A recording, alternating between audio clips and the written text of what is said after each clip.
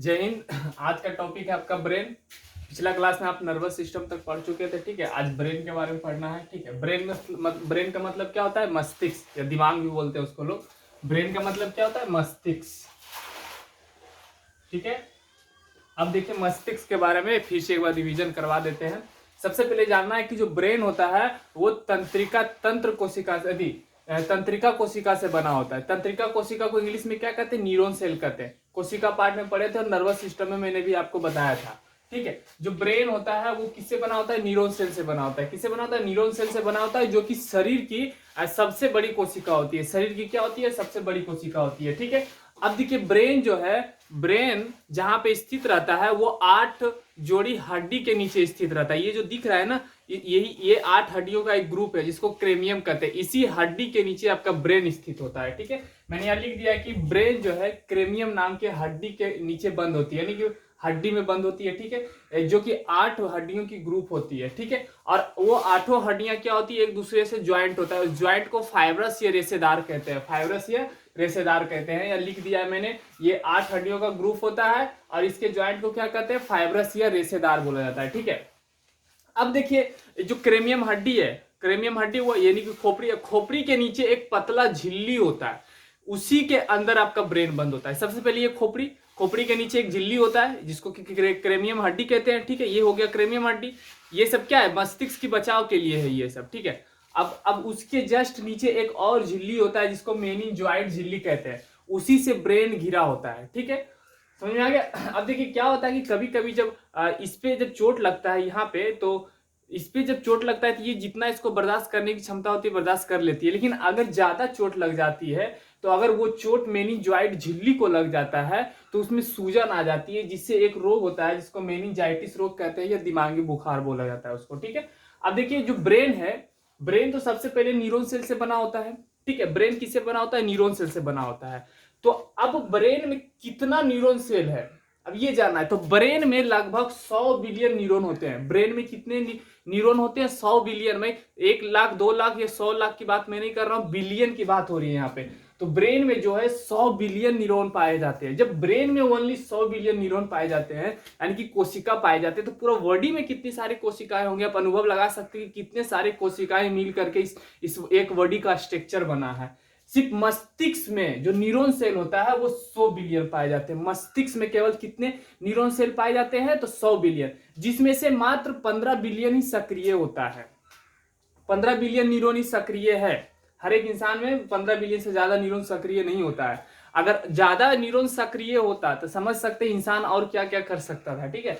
तो अब देखिए ये जो न्यूरॉन है ये 0 से 5 साल के बीच सक्रिय होता है। नहीं, जब बच्चे पैदा होते हैं तब से लेकर के 5 साल की उम्र तक में ये न्यूरॉन सेल सक्रिय होते हैं, ठीक है।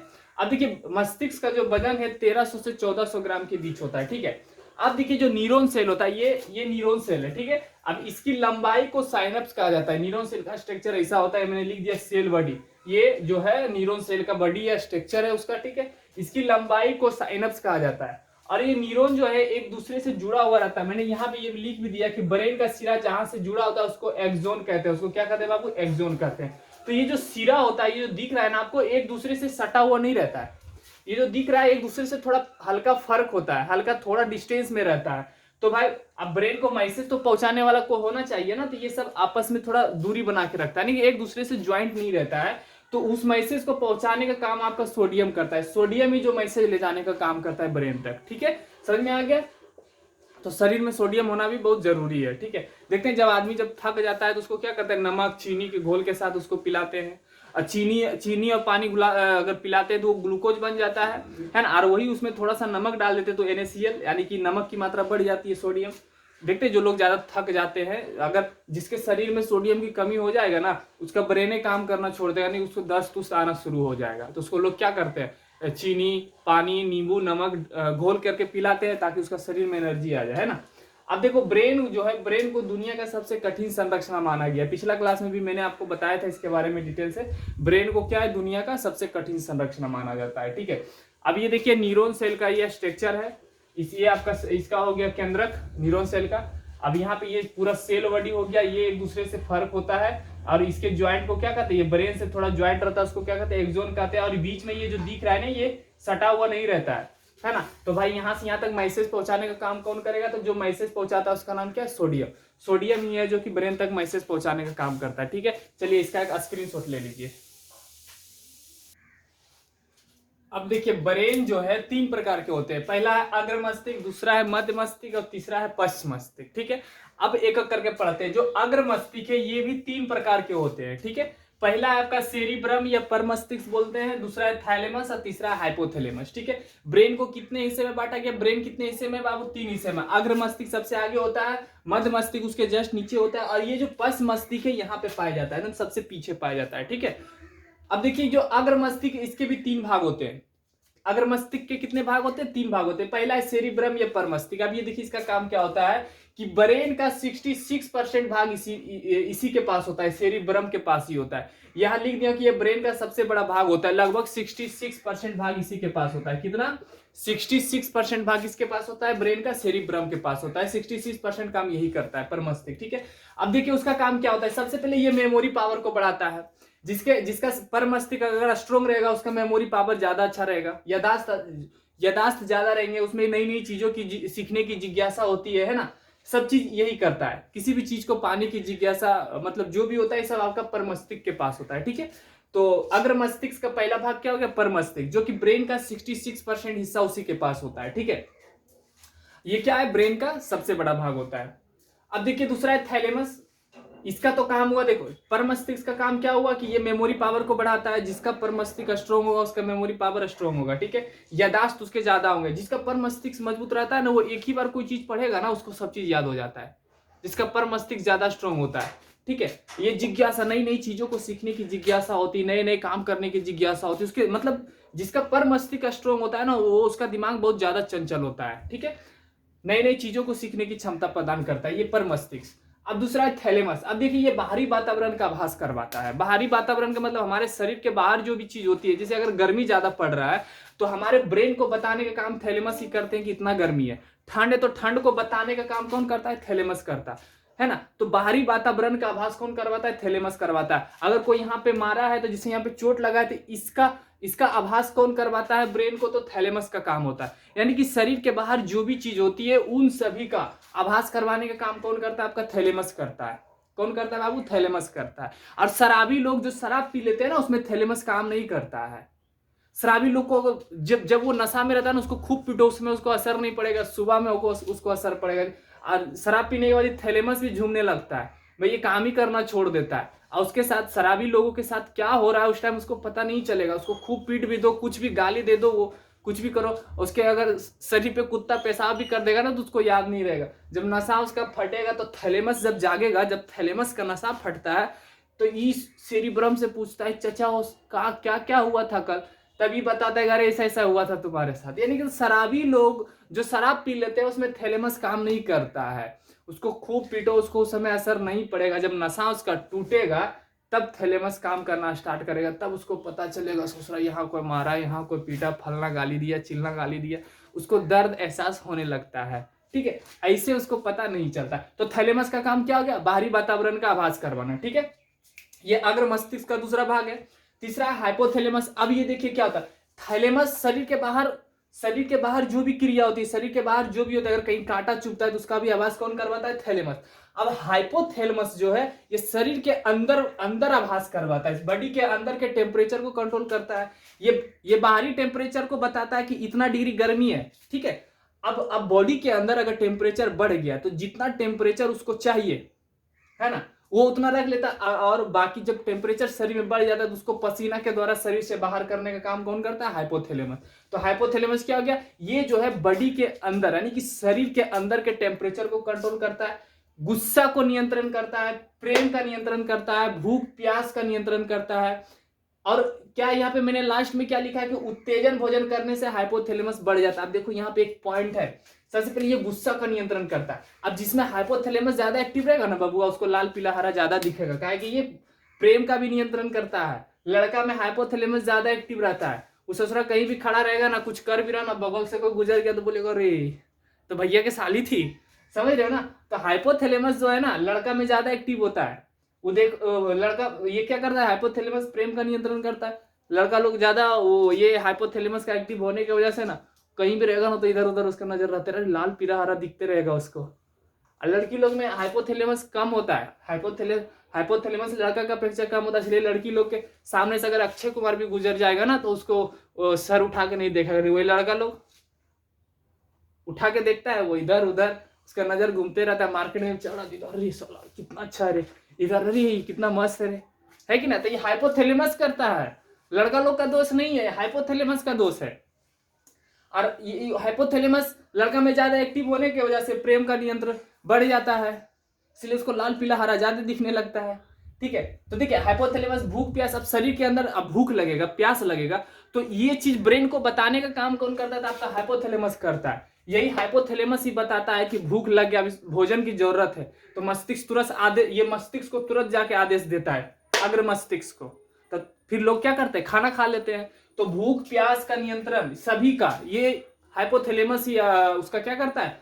कंट्रोल करता है, जो भी चीज होता है। ठीक है, अब अंत में लिखे उत्तेजन भोजन करने से हाइपोथैलेमस बढ़ जाता है। देखते हैं साधु लोग प्याज लहसुन नहीं खाते हैं, प्याज लहसुन में गर्मी ज्यादा होती है, वो उत्तेजक भोजन है। अगर साधु लोग भी अगर लहसुन प्याज खाने लग जाएंगे ना तो फिर वो आसाराम की श्रेणी में आ जाएंगे। इसलिए साधु लोग का हाइपोथैलेमस कम होता है।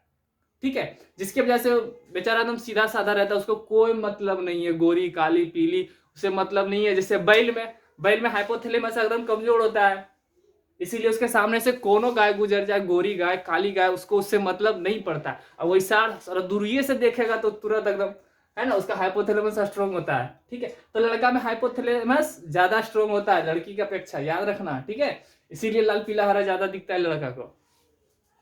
चलो हाइपोथैलेमस खत्म हो गया।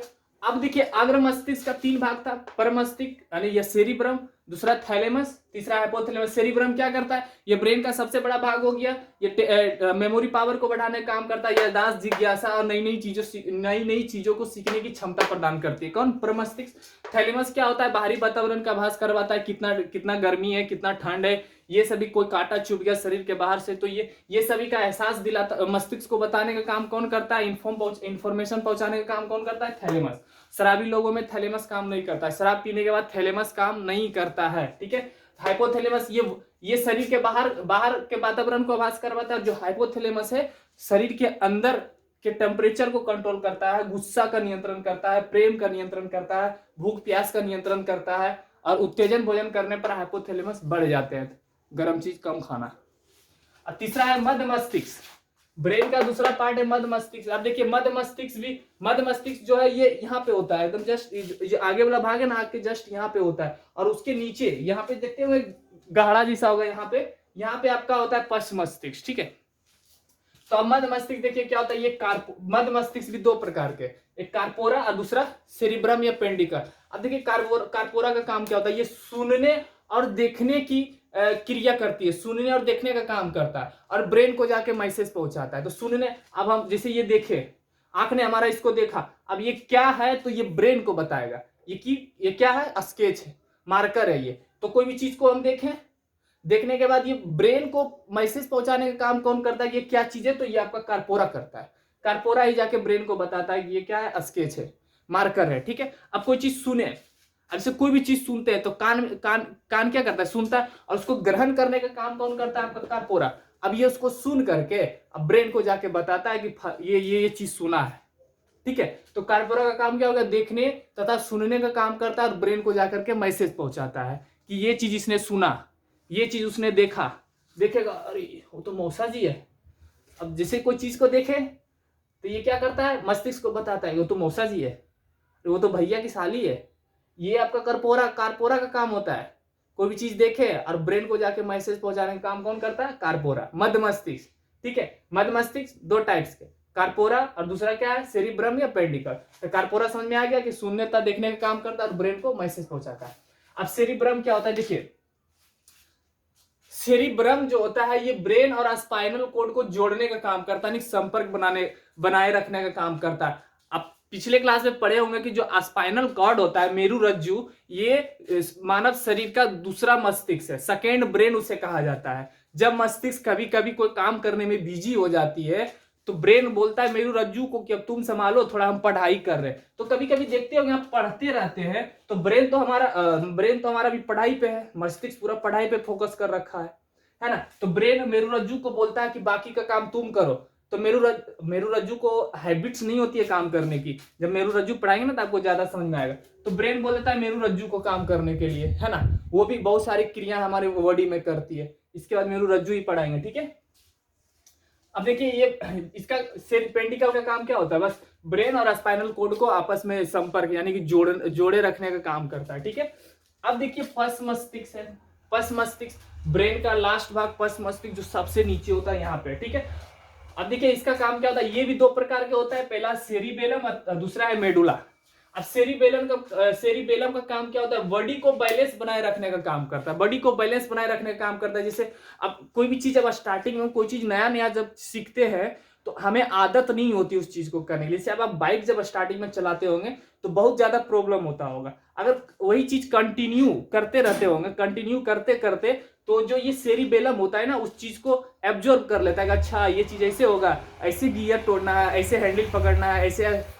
तो क्या होता है ये सेरिबेलम को क्या होता है, ये बॉडी को जब कोई छोटा बच्चा होता है स्टार्टिंग में वो चल नहीं पाता है, तो सेरिबेलम धीरे धीरे उस चीज को सीखता है। सीखते सीखते उसको समझ में आ जाता है कि अच्छा ऐसे चलना है, ऐसे करना है। तो सेरिबेलम क्या करता है, बॉडी की बैलेंस बनाए रखने का काम करता है, ठीक है।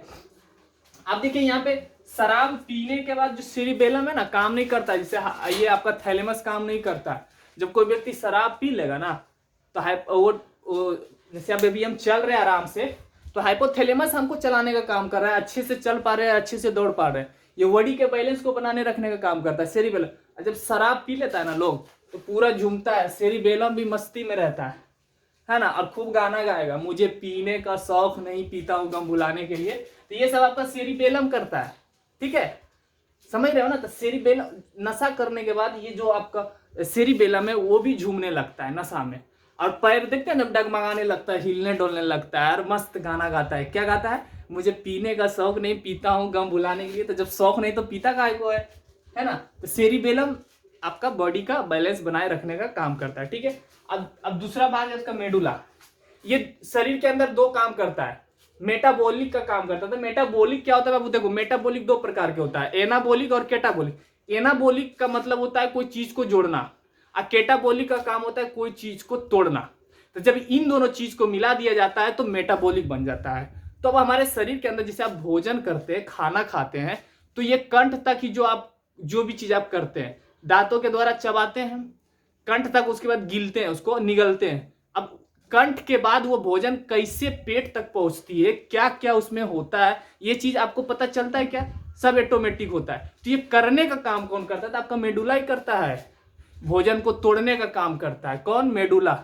कंठ के बाद भोजन को ले जाने के बाद पूरा प्रक्रिया, भोजन का पचाना उछाना, उसको तोड़ना उड़ना, सब आपका मेडुला करता है ना।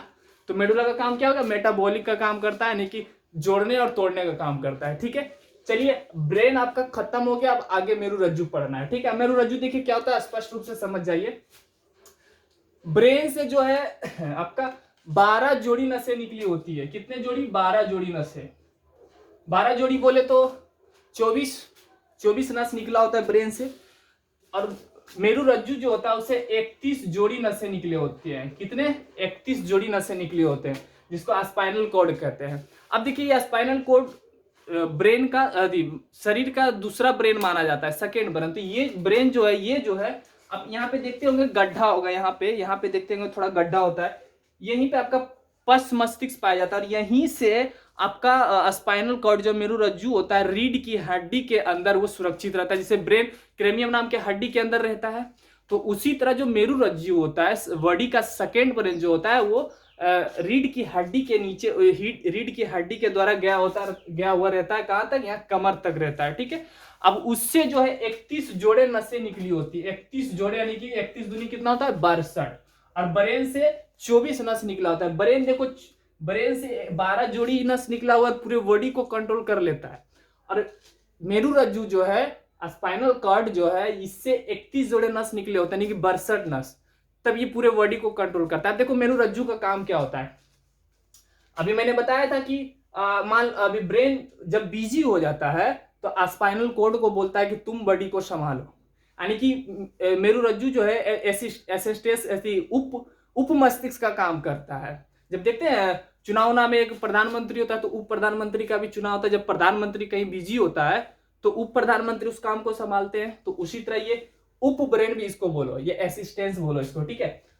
अब देखो जब ब्रेन कोई काम में बिजी हो जाता है, जैसे आप पढ़ाई में बिजी हो गए तो पूरा ब्रेन तो अभी पढ़ाई पे है, तो शरीर में और भी तो सारी क्रियाएं होती है, बहुत सारे चीज होते हैं, तो उन चीज को कौन करेगा उस टाइम? तो ब्रेन मेरुरज्जु को बोलता है कि भाई देखो अभी हम पढ़ाई कर रहे हैं, हमारा ध्यान पढ़ाई पे है, अब तुम पूरा बॉडी को कंट्रोल करो। तो यहाँ पे एक चीज क्या होती है कि अब जो चीज आप नित्यदिन आप प्रत्येक दिन आप ही कर रहे हैं तो आपको उस चीज की हैबिट्स बन जाती है कि नहीं। अब वही काम अगर आप कोई नए आदमी को बोलोगे जिसको हैबिट्स नहीं है करने के लिए तो उसको थोड़ा प्रॉब्लम होगा। तो जब पढ़ाई पे ध्यान लगाए रहते हैं, इसे पढ़ रहे ठीक है, आपको पीछे से आके छू दिया तो अनचका आ जाते हैं, झटका मार देते हैं। ऐसा क्यों होता है, कभी सोचे हैं? देखो क्यों होता है। सबसे पहले तो ब्रेन को पूरा बॉडी को संभालने का तो उसको तो हैबिट्स बना हुआ है, लेकिन वो पढ़ाई में बिजी हो गया। अब वो मेरुरज्जु को बोल दिया है कि तुम बॉडी को संभालो, और बेचारा को हैबिट्स है ही नहीं संभालने का, जबकि उसमें 31 को सैनिक है और ब्रेन के पास 12 को सैनिक है, तब वो पूरा बॉडी को कंट्रोल कर लेता है। अगर पास 31 को सैनिक है, नहीं तो 31 जोड़ी नस है, फिर वो बॉडी को अच्छा से कंट्रोल नहीं कर पाता है। क्यों? हैबिट्स की वजह से। तो इसीलिए ब्रेन जब बिजी कहीं हो जाता है तो मेरुरज्जु को संभालने बोल देता है मस्तिष्क। अब पीछे से आके कोई ठोक दिया या आके बोल दिया तो आदमी देखते हैं अनचका आ जाता है, कभी कभी होता है ना ऐसा। तो पूरा शरीर तब ध्यान आपका वहां से हट जाएगा, तब अब ब्रेन बोलेगा तुमसे नहीं संभलने वाला, तब ब्रेन फिर उस चीज को संभालते हैं। तब फिर आप देखिएगा अच्छा अरे तो ही, तब ब्रेन उसको पहचान जाता है, जी तो मेरा भाई है। तो पीछे से जो बोलता है ना, ये भी तो मेरी घरवाली है, मतलब जो पीछे से आके छू दिया देखते हैं चका आ जाता है। तो आपका जो मेरुरज्जु उसको पहचान नहीं पाता है, तब ब्रेन जब वहां से ध्यान हटाते तो बोलते हो अच्छा ही है। दिखते हैं कभी कभी अचानक कोई आदमी अगर पीछे से छू देता है या टच कर देता है, अचानक डर जाते हैं, शरीर थरथराने लगता है। ये सब मेरुरज्जु करता है क्योंकि उसको बॉडी को चलाने की हैबिट्स नहीं है, ब्रेन को संभालने की हैबिट्स है। जब आप अनचकाते हैं समझ जाइएगा कि मेरुरज्जु का काम है। अब ब्रेन जब उसको देखेगा बोलेगा अच्छा ये तो मेरा घर वाली है, तो उस समय डर खत्म हो जाती है, शरीर थरथराना बंद हो जाता है, क्योंकि मस्तिष्क पहचान जाता है ये तो अपना वाली है। समझ रहे हैं ना? तो यही होता है, ठीक है। तब मेरुरज्जु से कितने सारे नस निकले होते हैं? तो 31 जोड़ी नस निकले होते हैं। मेरुरज्जु को बॉडी का सेकेंड ब्रेन कहा जाता है, ठीक है। समझ में आ गया यहाँ तक? आपको दिक्कत नहीं? चलिए, ब्रेन आपका 3 पार्ट्स में खत्म हो गया, ठीक है। 3 पार्ट्स में ये ब्रेन चैप्टर आपका समाप्त हो गया आज। इसका एक स्क्रीनशॉट ले लीजिए।